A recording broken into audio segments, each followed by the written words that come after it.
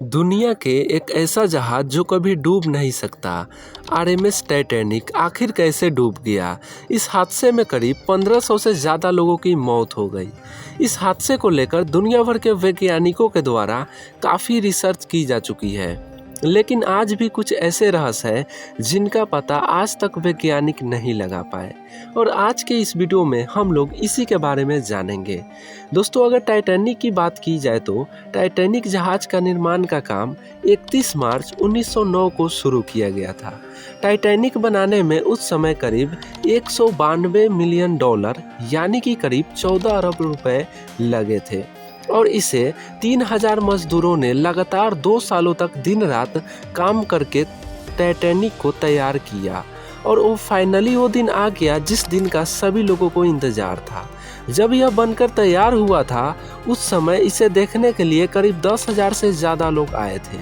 और टाइटैनिक की पहली यात्रा शुरू होती है 10 अप्रैल 1912 को। यात्रा के 4 दिन बाद 14 अप्रैल 1912 को रात के 11:40 हो रहा था। उसी समय टाइटैनिक की टक्कर एक आइसबर्ग से हुआ। आइसबर्ग का मतलब यानी कि एक बर्फ के टुकड़े से। और ये जो बर्फ का टुकड़ा था ये काफ़ी बड़ा था। और जिस समय टाइटैनिक का टक्कर हुआ उस समय ज़्यादातर लोग जहाज में सो रहे थे। और जैसे ही आइसबर्ग से टक्कर हुआ तो टक्कर के बाद शिप का अलार्म बजा, लेकिन जब तक इंजन को घुमाकर जहाज को रास्ते से हटाया जाता तब तक टक्कर हो चुका था। टाइटैनिक के इस टक्कर के तुरंत बाद टाइटैनिक में तेजी से पानी भरने लगा और जहाज का अगला जो हिस्सा था अब धीरे धीरे समुद्र में डूबने लगा था। और इस दौरान जहाज पर जो लोग सवार थे उनके बीच अफरा तफरी का माहौल हो गया था। टक्कर के करीब 3 घंटे बाद जहाज का अगला जो हिस्सा था समुद्र में पूरी तरीके से समा गया और इसका पिछला हिस्सा ऊपर उठ गया। और उसके बाद जहाज के 2 टुकड़े हो गए और 2 घंटे में पूरी तरीके से समुद्र में डूब गया। इस हादसे में करीब 1500 लोगों की जान चली गई और 700 लोग ही मात्र बच पाए। इस हादसे को लेकर कई सारी कारण भी बताई जाती है। दोस्तों, टाइटैनिक के एक्सीडेंट को लेकर एक अहम वजह यह भी बताया जाता है कि जो उनके क्रू मेंबर्स थे उनके पास दूरबीन नहीं थी।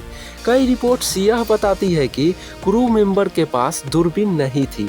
अगर दूरबीन होती तो पहले ही खतरे को दूर से देख लिया जाता और इतना बड़ा हादसा होने से भी बच जाता। बीबीसी की एक रिपोर्ट के मुताबिक यह बताई जाती है कि अटलांटिक महासागर में हुए इस भयानक हादसे में करीब 1500 लोगों की मौत हो गई थी। इतने लोगों के मृत्यु के कारण एक यह भी वजह बताई जाती है कि जो लाइव बोट जो थी उसकी संख्या कम थी, क्योंकि ऐसा कहा जाता था कि यह जहाज कभी डूब नहीं सकता है और इसी कारण से लाइव बोट जो थे वो कम रखे गए थे। दोस्तों, इसकी वजह एक और बताई जाती है। आइसबर्ग से भरे इलाके से गुजरने का अत्यधिक दबाव था। मतलब अगर सिंपली कहा जाए तो जल्दी सफर पूरा करने का दबाव था।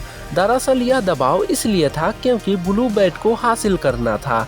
अटलांटिक महासागर को सबसे तेजी से पार करने वाले जहाज़ों को यह मिलता था और टाइटैनिक को इस सम्मान का सबसे जोरदार दावेदार माना गया था। सबसे बड़ा और तेज जहाज़ों को यह ब्लू बैट मिलता था। किसी भी जहाज को यह हासिल करने के लिए पहली यात्रा को सबसे अहम माना जाता था। और जो लोग इस हादसे में बच गए थे उनमें से कई लोगों ने बताया कि जहाज के कैप्टन को रास्ते के आसपास के इलाके में आइसबर्ग होने की सूचना मिल गई थी, लेकिन इन्होंने जहाज की गति को धीमी नहीं की क्योंकि वे अटलांटिक महासागर को सबसे तेज गति से पार करना चाहते थे। दोस्तों, अगर आपको ये वीडियो अच्छी लगी हो तो वीडियो को लाइक और चैनल को सब्सक्राइब जरूर कीजिएगा।